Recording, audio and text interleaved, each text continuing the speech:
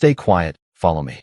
Caleb Donovan said it so softly that Madeline Sterling almost thought she had imagined it, until the lights above the private parking level flickered once, twice, and went completely dark.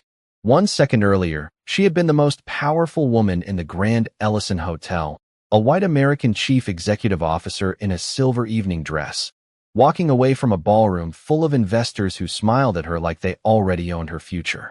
The next second, she was standing beside a service elevator with no signal on her phone, no security detail in sight, and a maintenance man with oil on his hands blocking her path, as if he had every right to command the room. "Excuse me," she whispered, sharp enough to cut glass. Caleb did not flinch. His faded navy work shirt was untucked at one side. A small plastic badge hung crooked from his pocket.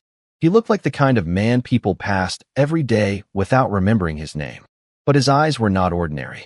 They moved from the dead security camera above them, to the black sedan idling near the exit, to the uniformed guard who had just turned his face away too quickly. "Do not look back," Caleb said. "Do not ask questions. Walk when I walk." Madeline's pride rose before her fear did. She had built Sterling Aerotech from a wounded family company into a billion-dollar American powerhouse.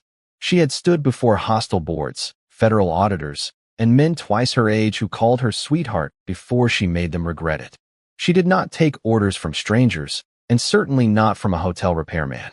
"Do you know who I am?" she asked. Caleb stepped closer, not threatening, not dramatic, only steady.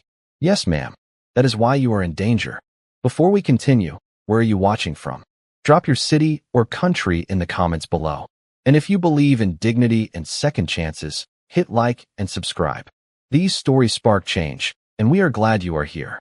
Now, back to Caleb Donovan, because what happened in that dark parking garage would leave Madeline Sterling speechless. Behind her, the guard's radio crackled. A man's voice whispered through the static, low and controlled. "She is moving. Cut the south exit." Madeline's breath caught. For the first time all night, her perfect posture broke. Caleb saw it, but he did not shame her for it. He simply reached past her and pressed a dented service key into a hidden panel beside the elevator shaft. A narrow door clicked open where there should have been only concrete. Warm mechanical air rolled out, carrying the smell of dust, metal, and old wires. "Inside," he said. "Now, I'm not going into a wall with you. Then you are staying in the open with them." 3 quick footsteps echoed from the far end of the garage. A flashlight swept across the floor, catching the shine of Madeline's heels. Caleb moved first, slipping into the service passage with the quiet certainty of a man who had memorized darkness. Madeline hesitated only a heartbeat. Then the woman who commanded aircraft contracts, boardrooms, and entire cities of money lifted her dress just enough to step over the metal threshold and follow a single dad nobody had bothered to see. The hidden door shut behind them with a soft click. Outside, the flashlight passed over empty concrete. Inside, Madeline could hear Caleb breathing calmly in the dark. Not afraid, not impressed, not asking for reward. And somehow, that frightened her more than the men searching for her, because she realized this poor maintenance man already knew the hotel better than her security team, knew the danger before her executives did, and had just saved her life without even telling her his last name.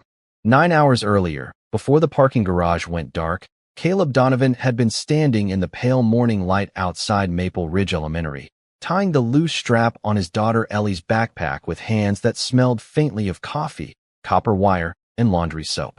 "You promised you would come tonight," Ellie said, holding a cardboard model of the Grand Ellison Hotel against her chest like it was made of glass. "I promised," Caleb answered. 6:30. Science showcase. Front row if I can get there early. Ellie narrowed her blue eyes the way children do when they are old enough to love you and old enough to know life breaks plans. "Not if you can." Caleb smiled, tired but gentle. "Front row." She hugged him quickly, then ran toward the school doors, her white sneakers flashing over the sidewalk, her ponytail bouncing behind her. Caleb watched until she disappeared inside. Only then did the smile leave his face. The old pickup waiting at the curb needed a new fuel pump. The rent was due Friday. The last hospital bill from his late wife's treatment still sat folded in the kitchen drawer, not because he was avoiding it, but because some burdens became furniture if they stayed long enough. He drove 22 miles across town to the Grand Ellison, the kind of hotel where the glass shined even on cloudy days and men in tailored suits tipped valets more than Caleb spent on groceries. He parked behind the loading dock, changed into his faded maintenance shirt, and clocked in without anyone looking up. That was the strange blessing of being poor in a rich place. People saw your uniform before they saw your face. By noon, Caleb was kneeling beside a service panel near the main ballroom, replacing a faulty relay that controlled the decorative lights above the gala stage. Crystal chandeliers hung overhead. White roses filled silver vases. Staff moved around him in polished shoes, carrying trays, linens, and nervous energy. "Can someone move him?" a woman's voice said. Caleb looked up. Madeline Sterling stood 10 feet away, surrounded by assistants, attorneys, and a man in a charcoal suit who watched her too closely. She was calm, beautiful, and cold in the way expensive buildings were cold, built to impress more than welcome. Her eyes passed over Caleb, not cruelly, but completely, as if he were a ladder left in the wrong hallway. "The investors arrive in 3 hours," she continued. "I do not want exposed wiring in the photographs." Caleb lowered his gaze and tightened the final screw. "It will be cleared in 5 minutes, ma'am." She did not answer. The man beside her smiled with polished patience. "Maddie, let the hotel people handle the hotel problems." "That is what I am trying to do, Preston," she said. Preston Vale laughed softly, but Caleb heard something underneath it. Not warmth. Ownership. As the group walked away, Ellie's pink hair clip slipped from Caleb's shirt pocket and tapped against the marble floor. He picked it up carefully, wiping dust from its plastic edge with his thumb. One of the assistants noticed and smirked. Caleb pretended not to see. He had learned long ago that dignity was sometimes nothing more than refusing to hand your pain to people who would not know how to hold it. Then, from inside the open service panel, the relay clicked twice when it should have clicked once. Caleb froze. The ballroom lights were fixed, but somewhere deeper in the hotel, another circuit had just answered a command no one had sent. Caleb stayed on one knee beside the service panel, his thumb resting against the relay housing, listening.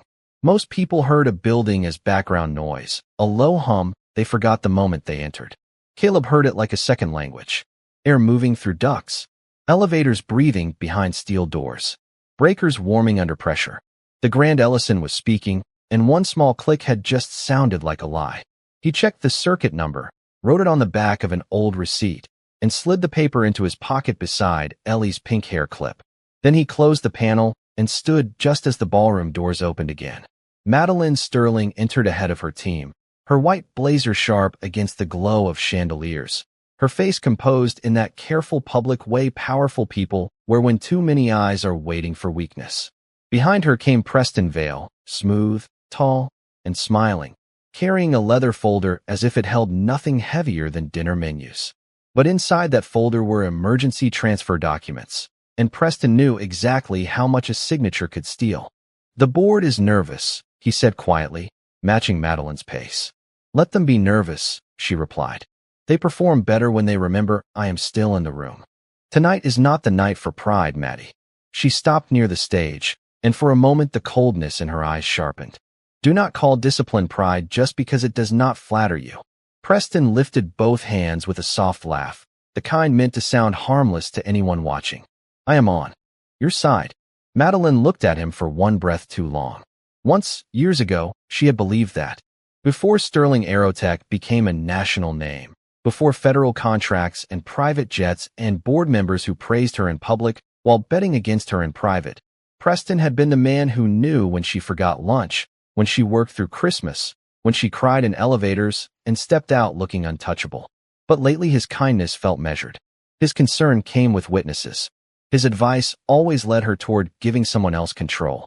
Across the ballroom, Caleb pretended to coil an extension cord while his ears gathered what his eyes were not invited to see. "The aerospace contract closes at midnight," Madeline said. "If we announce before then, the investors settle down, the press resets, and the board stops circling." Preston leaned closer. "Unless there is an incident." "What kind of incident?" "The kind that reminds people no chief executive officer is bigger than the company." Her jaw tightened. "Careful." He smiled again. "Always." Above them, the chandeliers warmed to a golden shine, and the orchestra began testing soft notes near the stage. Cameras were being positioned. Champagne was being poured. Men who wanted Madeline's empire practiced their applause. But under the polished floor, behind locked doors and painted walls, a different plan was already moving. A false maintenance request had been filed under Caleb's employee number. A private elevator had been scheduled for manual override. The south exit camera had been marked for temporary service. And at 3:15 in the afternoon, while Madeline Sterling stepped onto the gala stage to rehearse the speech that was supposed to secure her future, Preston Vale sent one text from the shadow beside the curtains. Make her look unstable by midnight. At 4:28 that afternoon, the Grand Ellison began to fill with money. Black cars rolled beneath the awning. Valets opened doors with practiced smiles. Women stepped out in silk and diamonds. Men adjusted cuff links that cost more than Caleb's truck, and every camera in the lobby turned toward the ballroom as if the building itself had been taught to worship success. Caleb watched from the service corridor with a coil of cable over his shoulder, invisible again, which was exactly where truth often found room to breathe. The false maintenance request still troubled him. It carried his employee number, his shift code, even his digital initials, but Caleb had not filed it. He went to the basement control room, where the air smelled of warm plastic, floor cleaner, and old concrete. Rows of screens flickered across the wall. Elevators climbed and dropped in quiet green lines. Fire doors glowed blue on the safety map. For a moment, everything looked normal. Then the alarm panel chirped. Not loud, not urgent, just 3 thin tones, followed by a pause that stretched half a second too long. Caleb looked up slowly. Most people would have ignored it. A hotel this size made sounds all day. Doors clicked. Pipes knocked. Machines complained. But Caleb had spent years listening for the difference between a system under pressure and a system being used by someone with a key. 3 tones. 1 long gap. A relay opening on the wrong floor. He stepped closer and typed in his supervisor code. Access denied. He tried again. Access denied. Caleb did not curse. He did not hit the keyboard. He simply stood still, because quiet men often understand that anger wastes the seconds fear gives you. Who locked me out? He whispered. The screen changed before he touched it. Basement south camera, temporary maintenance mode.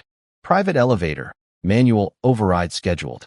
East stairwell, access restricted for event security. Caleb felt the room narrow around him. Those 3 commands did not protect a chief executive officer. They trapped her. His phone buzzed in his pocket, and Ellie's name lit the cracked screen. He answered at once. Hey, Ladybug. Her voice came through small and careful. Daddy, are you still coming? Caleb closed his eyes for one breath. Behind him, another monitor flashed and went black. I am trying. That means maybe. It means I am trying hard. A pause. Then Ellie lowered her voice. There are men by the backstage hall. They asked where the private elevator goes. One of them said Miss Sterling should not reach the ballroom after dinner. Caleb's hand tightened around the phone, but his voice stayed gentle. Where are you? By my project table. Mrs. Hanley is here. I am okay. Stay with adults. Do not follow anyone. Do not be brave alone. You always say brave is doing right when scared. Caleb looked at the dead camera feed and saw his daughter's cardboard model of the hotel in his mind. Every hallway drawn in colored pencil, every exit marked because she thought her father's work was heroic. Tonight, brave means listening to me. He hung up and pulled the old receipt from his pocket. The circuit number from the ballroom relay matched the private elevator line. That was the twist. The gala was not the target. The speech was not the target. Madeline Sterling was being guided, floor by floor, toward a place where cameras would not see her and witnesses would not hear her. Caleb grabbed his master keys, slid a flashlight into his belt, and moved toward the service stairs. Above him, applause rose from the ballroom like thunder wrapped in velvet. Below him, in the dark bones of the hotel, someone had just opened the path to the trap. Caleb took the west service stairs 2 at a time, not fast enough to draw attention, not slow enough to lose the window closing around Madeline Sterling. Every floor had its own sound. The kitchen level hissed with steam and dish carts. The ballroom level trembled with applause and violin strings. The lower lobby hummed with generators and distant traffic from Michigan Avenue. But the basement was different. The basement had gone too quiet. Caleb pushed through the final steel door and stepped into the private parking level just as Madeline crossed the polished concrete toward the waiting elevator. She was alone, her silver dress catching the cold light, one hand holding her phone, her face still wearing the calm expression she had shown the investors upstairs. A woman trained to look unshaken could walk straight into danger if danger was dressed like procedure. Two hotel security guards stood near a black sedan by the south exit. Caleb had worked in that building for 14 months. He knew the real night crew. By their steps, their jokes, their coffee orders, and the way tired people leaned on walls when nobody important was looking. These men stood too straight. Their jackets were too new. Their earpieces were not hotel issue. Madeline pressed the elevator button. Nothing happened. She frowned. One guard lifted his wrist toward his mouth. Caleb saw the camera above the elevator blink out. That was enough. He walked from the shadow of the service door and crossed the lane between parked cars. "Miss Sterling," he said quietly. She turned, irritated before she was afraid. "You again? Please listen carefully. I have listened to enough men with urgent voices today." Caleb glanced at the sedan. The rear window lowered half an inch, then stopped. "This is not a discussion." Her eyes flashed. "Everything involving me is a discussion. Not this." The first overhead light went dark. Then the next. Then the next, falling toward them in a row like night being poured from the ceiling. Madeline's phone lost signal in her hand. The elevator doors opened, empty and waiting, but Caleb saw the service panel inside already removed. A trap does not always look like a cage. Sometimes it looks like the easiest way out. He stepped close enough for her to hear and said, "Be quiet and move with me." This time, she did not argue. Not because she trusted him. Not yet. But because the guard by the sedan whispered, "She is off schedule," and the words carried through the dark with no place to hide. Caleb opened the hidden maintenance panel and guided her into the service passage, never touching her more than necessary, never taking more control than the moment required. The door sealed behind them, and the noise of the garage disappeared into a thick mechanical hush. "Who are you?" Madeline whispered. "Caleb." "That is not an answer. It is the only one that matters right now." They moved through a narrow corridor lined with pipes, the floor vibrating beneath their feet. Heat pressed against the walls. Somewhere above them, the gala orchestra began another elegant song, soft music floating over a secret built out of fear. Madeline stumbled once on the metal grating. Caleb stopped. Immediately, offering his arm without looking back at her with pity. She took it because pride mattered less when darkness had a pulse. "Where are you taking me?" she asked. "Old freight access. It bypasses the lobby and comes up behind the kitchen." "How do you know that?" "I fix what powerful people only notice when it stops working."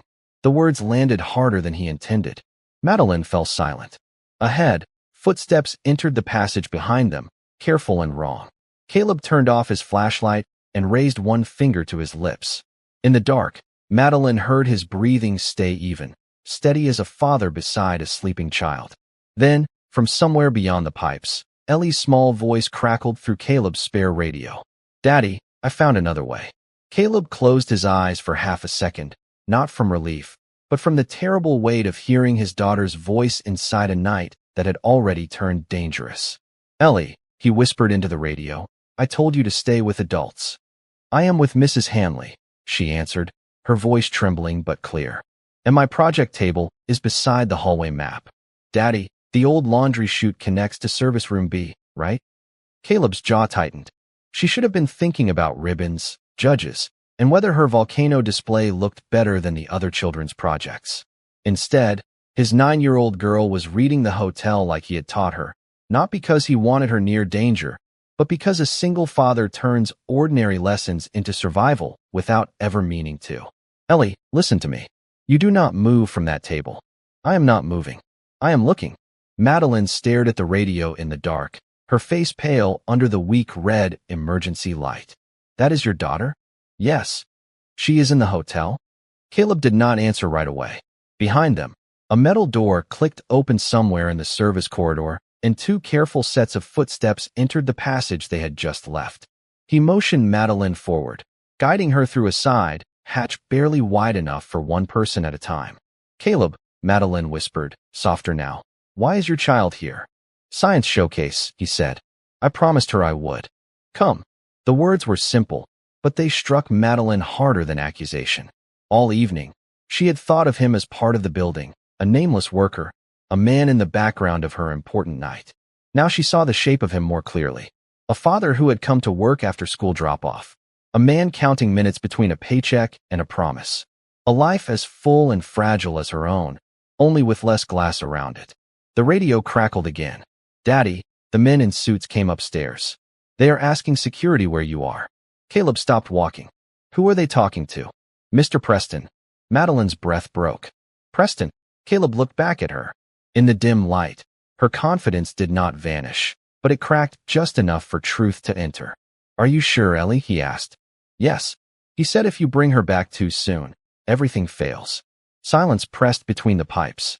Far above, applause rolled through the ballroom again, cheerful and blind. Then Preston's voice came over the hotel announcement system, smooth as polished wood. "Ladies and gentlemen, please remain calm. We are handling a minor security concern involving Miss Sterling and a maintenance employee." Madeline went still.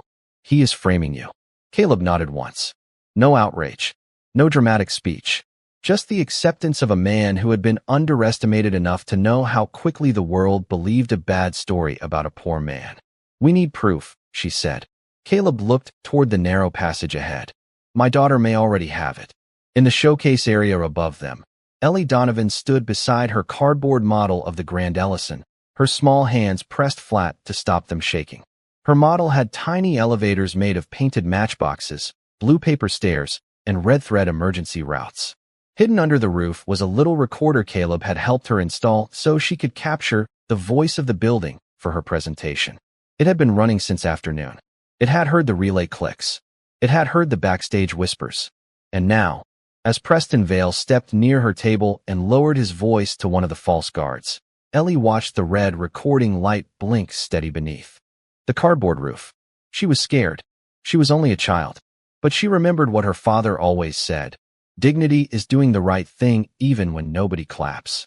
Ellie kept her eyes on the cardboard roof as Preston Vale stood 6 feet from her project table, smiling at a hotel security supervisor with the calm confidence of a man who believed every room had already chosen his side.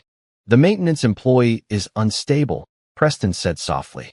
"He has Miss Sterling off camera, and we cannot risk panic before the board vote." The supervisor frowned. "Do you want the police called?" Preston lowered his voice further. "Not yet. Bring him to the ballroom first. Let the investors see that we contained the situation." Ellie's stomach twisted, but she did not move. The little recorder under her model kept blinking red, steady as a heartbeat.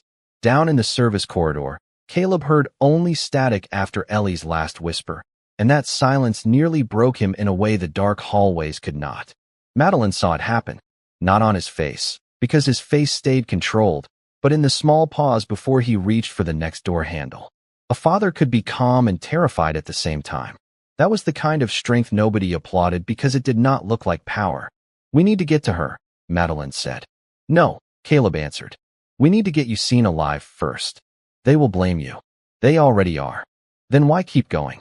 He turned to her in the dim red light, and for the first time, his voice carried the weight of every overdue bill, every school pickup, every night he had swallowed disrespect so his daughter would not have to taste it. "Because my little girl is up there believing I tell the truth." Madeline had no answer for that. Caleb opened the old freight access door, and they slipped into the rear kitchen hallway behind the ballroom. The smell of roasted chicken, coffee, and hot bread rushed over them. Waiters froze when they saw Madeline step out from the service corridor with dust on her silver dress and fear in her eyes. Caleb moved ahead of her, hands open, posture low, not guilty, not proud, simply careful. Then the ballroom doors swung wide. Preston had timed it perfectly. The orchestra stopped. Conversations collapsed into whispers. 300 investors, board members, journalists, and hotel guests turned toward the maintenance man emerging from the shadows with the missing chief executive officer behind him. A large screen above the stage flickered on. Grainy security footage played without sound, showing Caleb pulling Madeline into the dark passage. Cropped, cut, twisted. The room gasped exactly the way Preston wanted it to. "Miss Sterling." Preston called, rushing forward with practiced concern. "Step away from him." Madeline opened her mouth, but the shock of the room hit her all at once. Cameras lifted. Investors stared.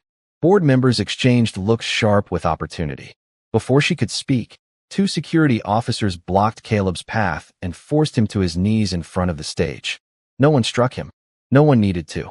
Humiliation can kneel a man in front of a crowd without leaving a mark. "Daddy!" Ellie's voice cut across the ballroom. She ran from the showcase area, her small shoes tapping fast against the marble, her face wet with fear. Caleb looked up at her, and everything in him softened. "Stand tall, Ellie," he said, calm enough for the whole room to hear. "We do not answer lies with fear." The ballroom fell strangely quiet. Even Madeline turned toward him as if hearing him for the first time. Preston smiled, but it was thinner now. He had expected pleading. He had expected panic. He had expected a poor man to shrink under expensive lights. Instead, Caleb Donovan knelt with dust on his shirt, his daughter crying 10 feet away, and still carried himself like a man whose dignity did not depend on whether the world believed him yet. Preston Vale took one step toward Ellie, slow enough to look harmless, close enough to make Caleb's shoulders tighten. "Sweetheart," Preston said, bending slightly, his voice polished for the cameras. "This is a grown-up matter. Why do you not let the officers handle your father?" Ellie backed away until her small hand touched the cardboard roof of her hotel model. "He is not lying," she said. A few people in the ballroom exchanged uncomfortable looks. Someone near the champagne table whispered, "Poor child." Madeline heard it, and something inside her changed. A few minutes earlier, she had been frozen by shock, trapped between the edited video on the screen and the public story Preston had built around her. But now she saw Ellie standing there, 9 years old, trembling in a room full of adults who had mistaken money for truth. Madeline stepped forward. "Let her speak." Preston turned, startled. "Maddie, you are not thinking clearly." She looked at him, really looked at him, and the last soft memory she had of who he used to be finally fell away. That is the sentence men use when they are afraid a woman has started thinking clearly. The room went still. Ellie lifted her cardboard model with both hands and carried it toward the stage. One corner was bent. The blue paper staircase had peeled loose. A tiny hand-drawn sign reading East Service Hall hung crooked by a thread. To the investors, it looked like a child's school project. To Caleb, it looked like courage wrapped in construction paper. "Daddy helped me build it," Ellie said, her voice shaking. "It records sounds because my project is about how buildings talk." A soft ripple moved through the crowd. Not laughter, not yet belief, just attention. Madeline knelt beside Ellie, careful not to tower over her. "Did it record tonight?" Ellie nodded and pulled a small device from beneath the cardboard roof. "Since before dinner." Preston's smile disappeared for the first time. "This is absurd." Caleb, still on his knees, lifted his eyes but said nothing. He did not need to defend the truth. He only needed the room to hear it. Madeline took the recorder, connected it to the ballroom sound system with the help of a young technician whose hands were suddenly clumsy, and pressed play. At first, there was only static, then the soft hum of the ballroom, then Caleb's earlier voice explaining relay patterns to Ellie before the showcase. A few guests shifted, impatient. Then Preston's voice emerged, low and unmistakable. "Frame the maintenance man. Make the chief executive officer look unstable." By midnight, the board signs without her. No one moved. The recording continued. Another man asked, "And if she resists?" Preston answered, calm as ice, "Keep her off camera long enough. Fear will do the rest." The ballroom seemed to lose all air. Glasses stopped halfway to lips. Reporters lowered their phones, then lifted them again with new purpose. The board chairman slowly removed his glasses. Preston looked left, then right, searching for loyalty in a room that had suddenly become very expensive and very empty. Madeline did not shout. She did not curse. She did not perform power the way Preston expected. She simply turned to hotel security and said, "Escort Mr. Vale to a private room and contact the authorities. Preserve every camera file, every access log, and every message sent from his phone." Her voice was quiet, and that made it final. The officers released Caleb. He stood slowly, brushing dust from his work shirt before reaching for Ellie. She ran into his arms, and he held her like the whole world had narrowed down to one brave little girl and one promise still worth keeping. Madeline watched them from the stage, speechless at last, not because of the betrayal, not because of the scandal, but because the man she had ignored in the hallway had risked everything to protect her. And even after being humiliated before hundreds of people, he looked first to his daughter, not to revenge. 1 month later, the Grand Ellison Hotel looked different to Madeline Sterling, though nothing about the marble floors had changed. The chandeliers still burned gold above the lobby. The elevators still opened with a soft silver chime. Wealth still moved through the building with expensive luggage and quiet confidence. But Madeline no longer saw only power in places like that. She saw service doors, late shifts, worn hands, fathers who fixed what others broke and went home with nothing but dignity in their pockets. Preston Vale was gone from Sterling Aerotech, his name removed from offices, contracts, and conversations that once been around him.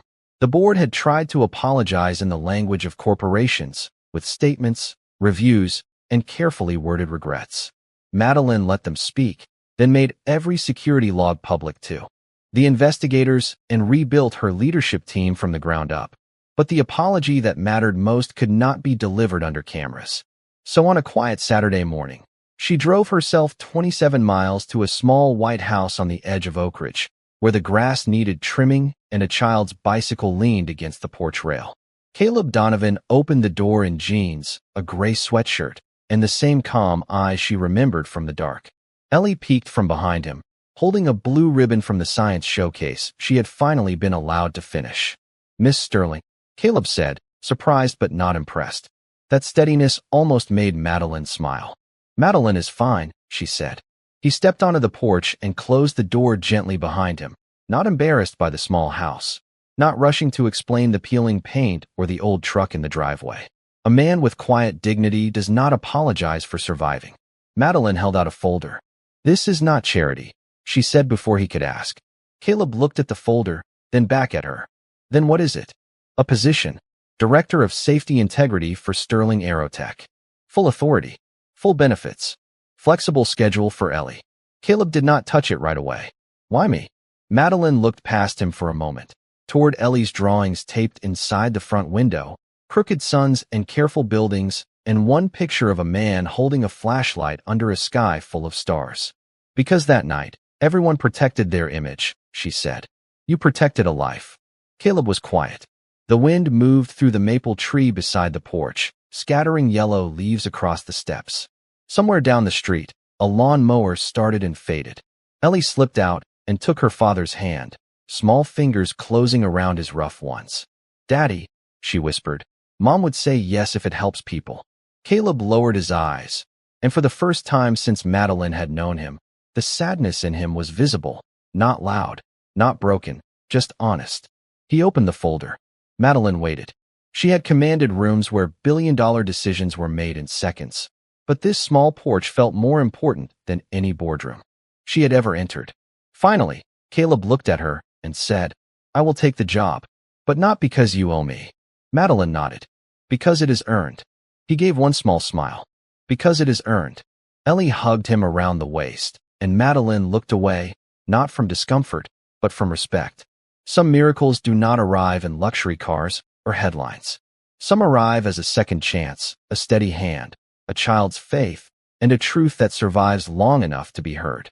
If this story moved you, share in the comments what moment touched your heart most, and tell us whether you believe quiet kindness still has the power to change a life. Thank you for watching until the end of the video.